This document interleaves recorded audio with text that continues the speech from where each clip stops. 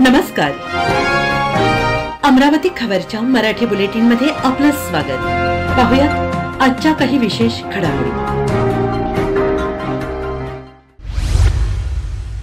सातारा जिल्ह्यातील फलटण येथील जिल्हा उपरुग्णालयातील एका उच्च शिक्षित महिला डॉक्टरने स्थानिक पोलीस अधिकारी आणि सत्ताधारी भाजपा पक्षातील काही स्थानिक राजकीय नेत्यांच्या सततच्या छळामुळे आणि अत्याचारामुळे कंटाळून आत्महत्या केल्याची अत्यंत दुर्दैवी आणि संतापजनक घटना घडलेली आहे. या घटनेच्या निषेधार्थ अमरावती शहर जिल्हा युवक काँग्रेसच्या वतीने यशोदा नगर चौक येथे भव्य कॅन्डल मार्च आणि मौन श्रद्धांजली देण्यात आली. एवढी मोठी घटना घडली. शासकीय रुग्णालयामधल्या डॉक्टरांसोबत असं होत असेल तर इथे कोणाला काही दिसत नाही. आणि अमरावती जिल्ह्याचं नाटकच वेगळं आहे. दिवसभर नाटक करत असतात, गोंधळ घालतात. अरे तुम्ही यांच्यासोबत राज्यामध्ये बसतात ते लोक बघत नाही आहेत का?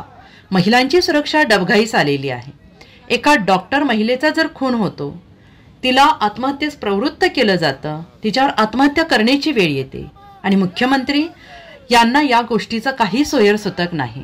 या सगळ्या गोष्टींची ही चुकीची वेळ आहे आणि सगळ्या गोष्टी या थांबल्या पाहिजेत. होम मिनिस्टर इथे आले पाहिजेत.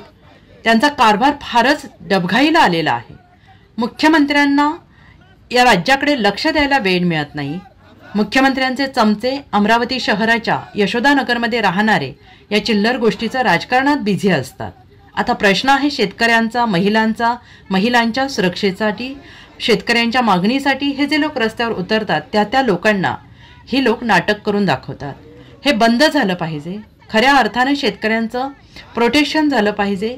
त्यांना आधार मिळायला हवा. मुख्यमंत्र्यांना त्यांचं पद सांभाळता येत नसणार तर त्यांनी राजीनामा दिला पाहिजे, अशी प्रतिक्रिया माजी मंत्री यशोमती ठाकूर यांनी दिली आहे. एवढी मोठी घटना घडलेली आहे.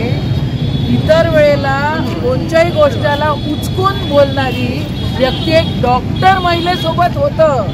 एक डॉक्टर महिलेसोबत या गोष्टी होतात तर मग सामान्य या माझ्या आई बहिणींचं काय? डॉक्टर शासकीय रुग्णालयामधली डॉक्टरांसोबत असं होतं तर इथं कोणाला काय दिसत नाहीये. आणि अमरावती जिल्ह्याचं तर नाटकच वेगळं आहे. दिवसभर नाटक करतात, गोंधळ घालतात. अरे पण तुम्ही ज्यांच्यासोबत राज्यामध्ये बसता ते लोक बघत नाहीये. महिलांची सुरक्षा डबघाईच झालेली आहे.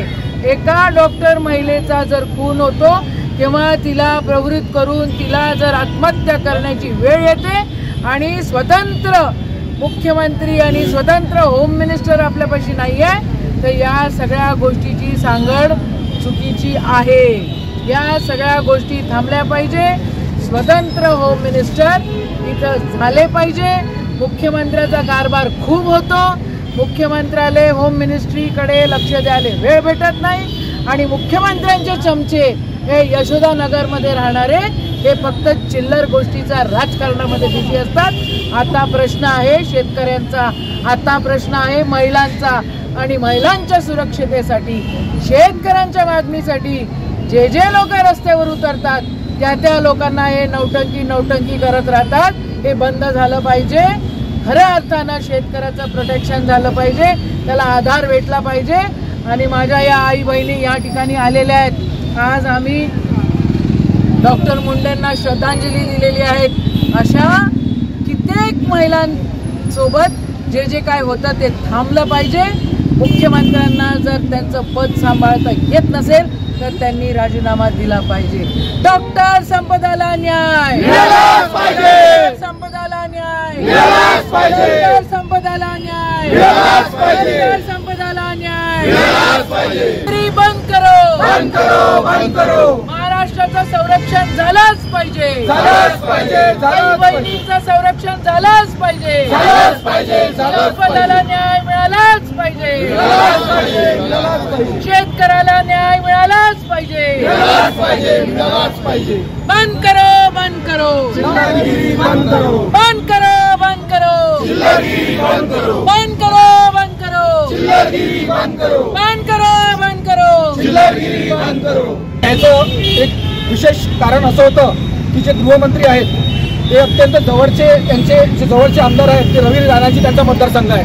कदाचित आपण इथे उचललेला आवाज यांच्या माध्यमातून तिथे लवकर पोहोचेल ज्या उद्देशाने आज आपण इथे घेतलेलं आहे त्यांचं वाटप जर झालं असेल तर थोडा न्याय पण वाटला गेला पाहिजे, हीच इच्छा आज युवक काँग्रेसच्या माध्यमातून आम्ही व्यक्त करतो आणि हा आवाज लवकरात लवकर तिथे पोहोचावा अशी आम्ही आणि सगळ्यांना विनंती.